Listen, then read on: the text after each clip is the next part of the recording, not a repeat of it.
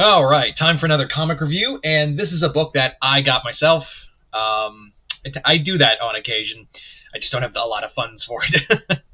Anyway, so we're going to be talking about Void Rivals, Volume 3, The Key to Vector Theta. So, this is the continuation of the Energon universe, and we are getting more and more deeper into the whole... Void Rivals is basically the cosmic side. G.I. Joe and Transformers focuses on what's going on Earth. Void Rivals is talking about, like, the bigger picture of the cosmos, with two alien races that are a part of this. The the Argonians and the Zetrayans. Hope I'm saying those names right. And I'm just going to do a quick upkeep on this. But basically, two members of those alien races, Darek and Salaya, have basically discovered that their races are connected through a long-standing conspiracy that actually ties into what is essentially a prime. And they're now slowly finding out that there's more to this than meets the eye. Yes, that was a pun intended. So this comic is more or less, in the last volume, Darek and Salaya had to, like, separate for a bit, like, go on separate adventures. Darek had to left with Springer to go back to Argonia, and Salaya had to figure out who is Zetra, because now it's been revealed by Springer, oh, you mean Zetra Trion? And they're like, is Zetra a Trion? So yeah, we finally get some answers about who Zetra really is, and this also is building up to something that Robert Kirkman has been kind of like teasing in the last Energon special called the Quintesson War. So we're getting the building blocks of that as well. Yeah. So I still enjoy this book. I really do enjoy this book. I will admit that, like, Robert Kirkman's writing is just kind of like slow burn for the most part, but here we're actually getting like some actual answers. And I do like that, because we also get the introduction of Hot Rod, which is really cool. Hot Rod in here basically finds Darek and tells him, like, hey, and Darek says, hey, I know another guy named Springer. Do you know him? He's like, you know Springer? Come on, let's go.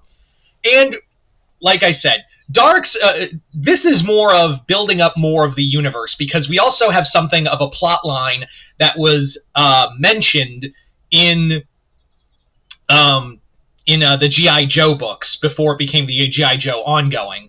That being, Cobra Law, wanting to wipe out the Cybertronians, basically sends Pythona and a whole horde of other Cobra Law members out into space to find Cybertron and destroy it.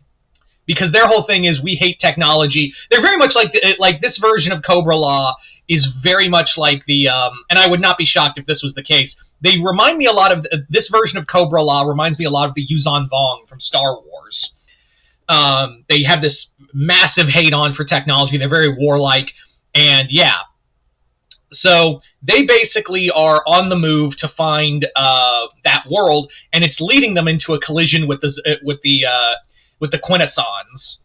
That's basically a backline plot line. Here it's more of, hey, we're finally going to get some answers as to what who Zetra is, and also kind of build up to what that storyline is.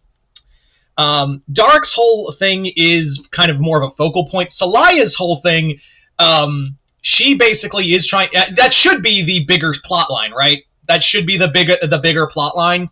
And it does become like a major focal point. But for the most part, she's just walking around in the dark for like several issues. And it feels like we're just kind of like dragging it out until we get to the main focal point of this story, which is finding out Zetra Trion, who in this continuity, alongside Alpha Trion, basically saved save Cybertron, I should say, from Quintesson rule. We still don't know if there's like a Primus in this continuity.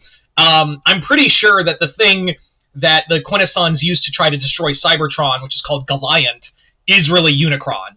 Because this thing, they basically say like it's capable of consuming planets and things like that. So I'm like, are they just... And also, like, the planet basically lives on a ring. And what other giant transformer has like a ring around them?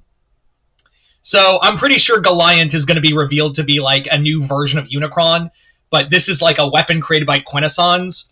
And we still don't know about like the 13 primes, or if there are the 13 primes, or if there is a Primus at all. So that's what I'm kind of waiting for. We also find out why unity is a bad thing and should not happen. But Zetra basically reveals no, unity's got to happen, or Goliant is going to come out and kill all of you. And then he's going to kill my planet and kill everything else. So I really like that, and they also tie in like how these beings are tied to Cybertronians, and how Zetra basically inadvertently created them as well. I really like that, and I also really like how like these religious texts and whatnot have like it's also like it feels almost like Robert Kirkman's commentary on like religion itself, where it's like it started as one thing and then it just kind of got taken and piecemealed and made into something else. You know, like all religions, really. So I do like that commentary, and Zetra basically explains this all to Celaya, and she's just like, "You gotta stop Goliant, man. It's coming. All I could do was like stick him in a black hole, but he's coming." So yeah.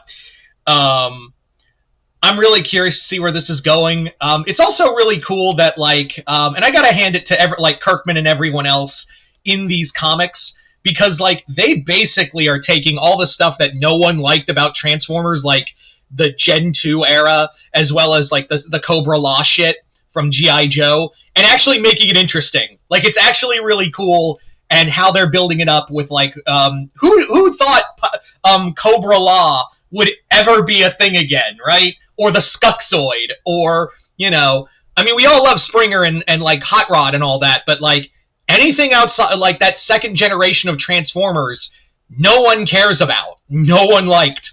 So it is really cool that like we're getting, you know, this new era of like the cosmic side is just like, hey, that's all what's going to happen on Earth. Like all the stuff you really like, that's on Earth.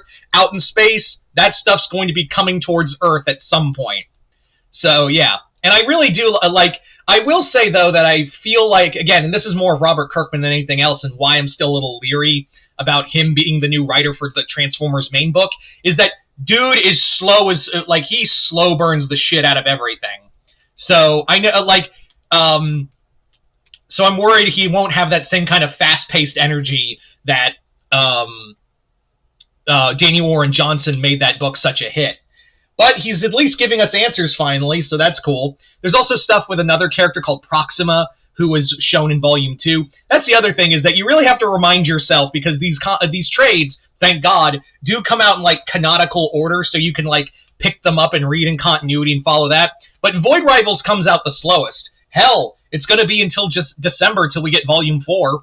And I know what you're thinking. Why don't you just read in separate issues?